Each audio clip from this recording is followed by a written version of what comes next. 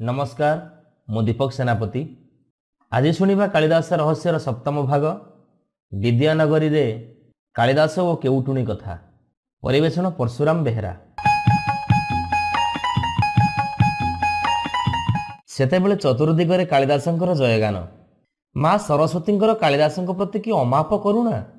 आजन्म जे मूर्ख कालिदास से पुणी श्रेष्ठ पंडित, किंतु कालिदासंकु माँ सरस्वती प्रथमरु अभिशाप देइथिले सबुठारे जयलाभ करी विद्यानगरी ठारे पराजय वरण करिवे। सतकु सत ताहा ही घटिबार दिन आसिला। कालिदास समस्त देश विदेश पांडित्य प्रदर्शन करी जश अर्जन करिसंती। सारा भारत वर्षरे पांडित्यपणरे जयलाभ करिथिबा कालिदास जाई काशीधाम रे पहुंचिले। पुरातन विद्यानगरीर नाम वर्तमान काशीधाम। पहुंची तो गले, हेले से सेठी रहिबे कौठी एपरी भावरे चिंता करी कालिदास शेषरे खंडिए छोटिया कुड़िया घरर संधान नहीं से सेई घरे ही रहिले।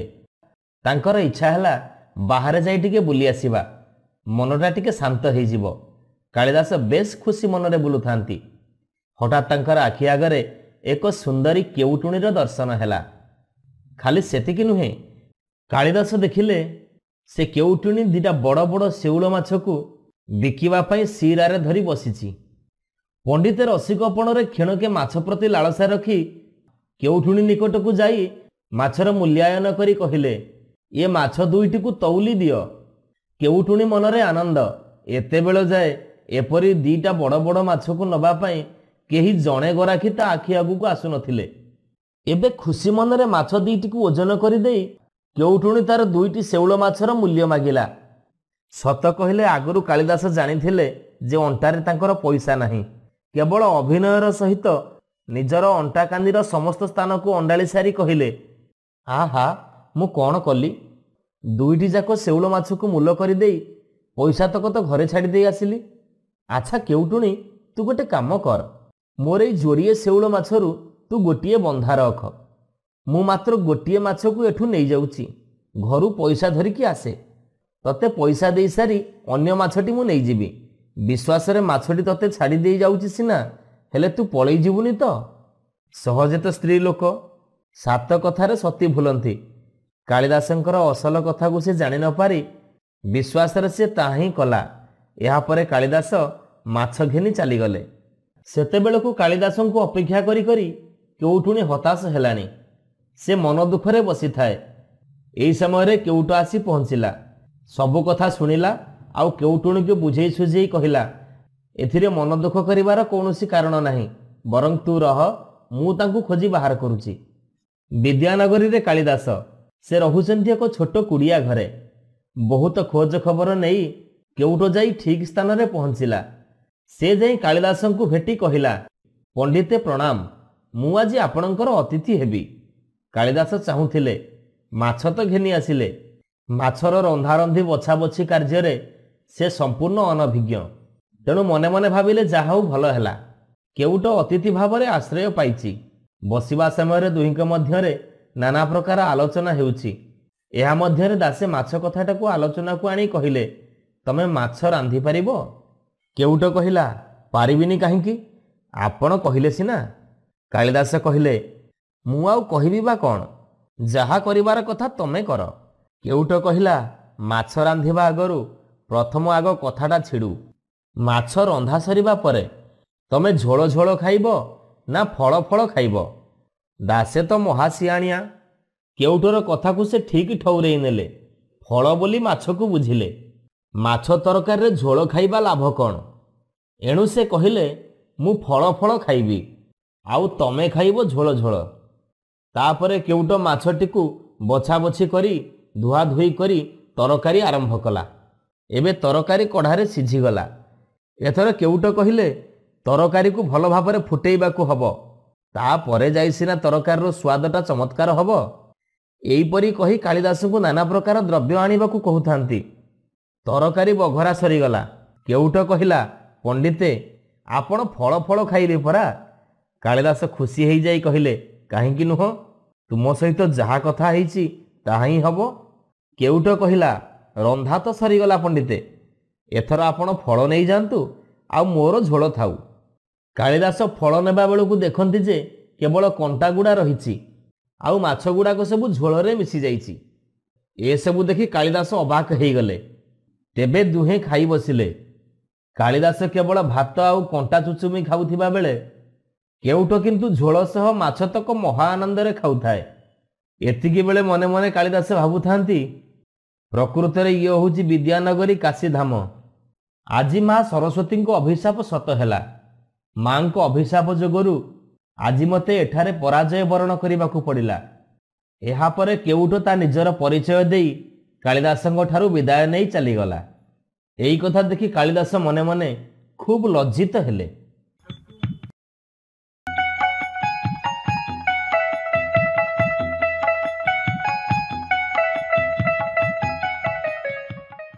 ନମସ୍କାର, ମୁଁ ଦୀପକ ସେନାପତି। ଆଜି ଶୁଣିବା କାଳିଦାସ ରହସ୍ୟର 10ମ ଅଧ୍ୟାୟ, ଗୁଣନିଧି ପଣ୍ଡିତ ଓ କାଳିଦାସ।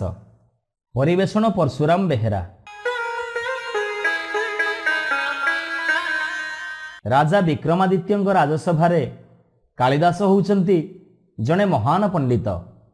ତାଙ୍କ ସହିତ ଶାସ୍ତ୍ରାର୍ଥ କରିବା ନିମନ୍ତେ ବିଭିନ୍ନ ଆଡ଼ୁ ପଣ୍ଡିତମାନେ ଆସିଥାନ୍ତି।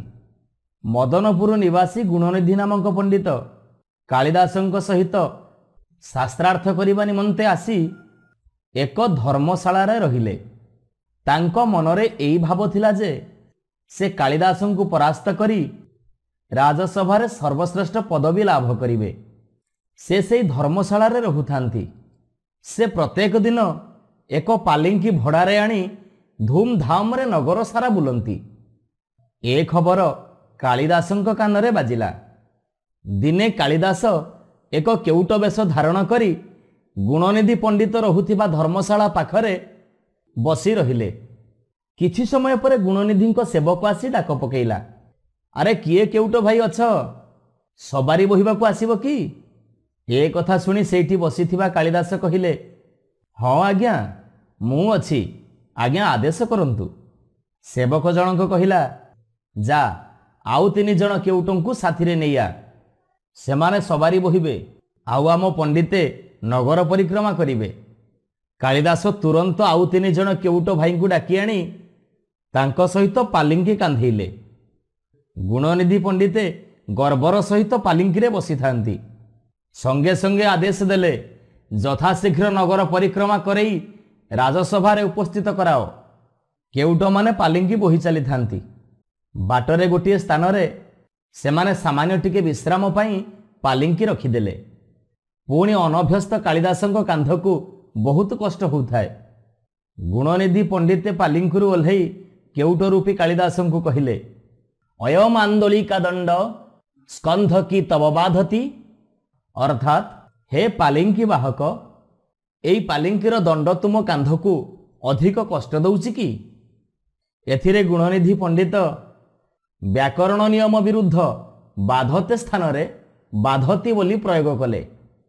ଏହା ଶୁଣି ଛଦ୍ମବେଶଧାରୀ କାଳିଦାସ ତୁରନ୍ତ ଉତ୍ତର ଦେଲେ, ନ ବାଧତେ ତଥା ମାଂସ ଯଥା ବାଧତି ବାଧତେ।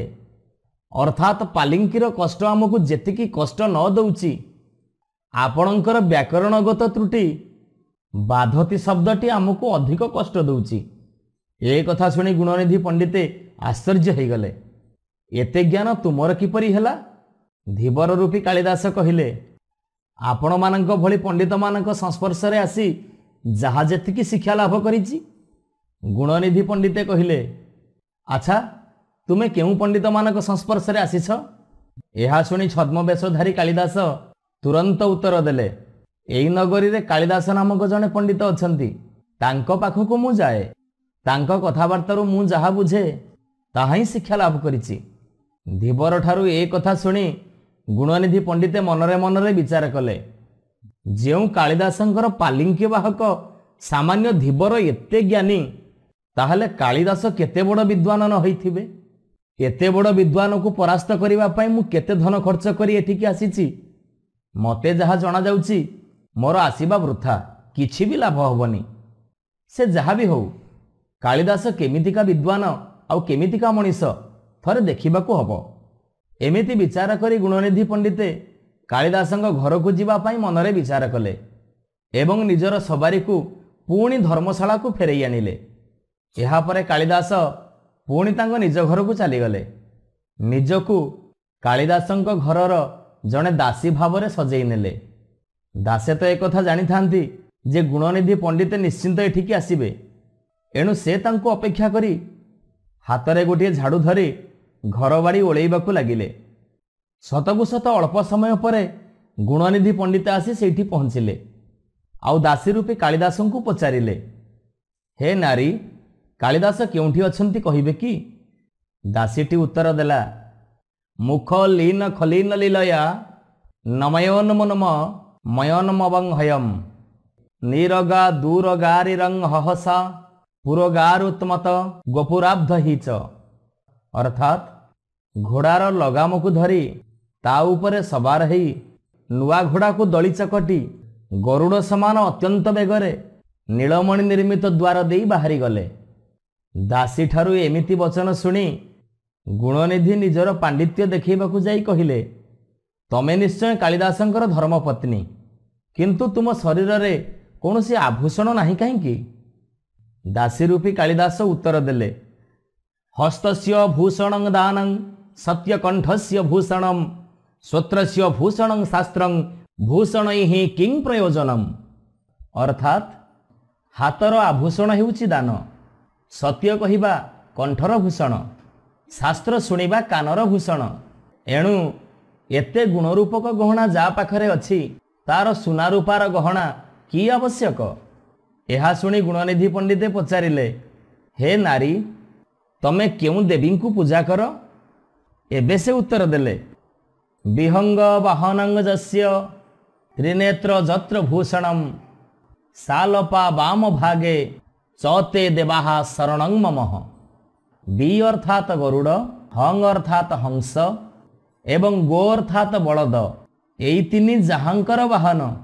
अर्थात त्रिनेत्र अर्थ त्रिशूल कमंडलू, च अर्थात चक्र, एई तिनिटी जिनिस जाहांक हातरे अछि। सा अर्थात सावित्री, ल अर्थ लक्ष्मी, पा अर्थ पार्वती, ए तिनि जन जाहांक बाम भागरे शोभा पांती। एई तिनि देव मोर रक्षक अटंती, मु सर्वदा तांकरी शरण रे थाए। ए कथा शुणी गुणनिधि पंडिते विचार कले, जदि कालिदासंकर दासीटी एते बुद्धिमती, तेबे कालिदास केड़े बड़ पंडित न होइथिबे।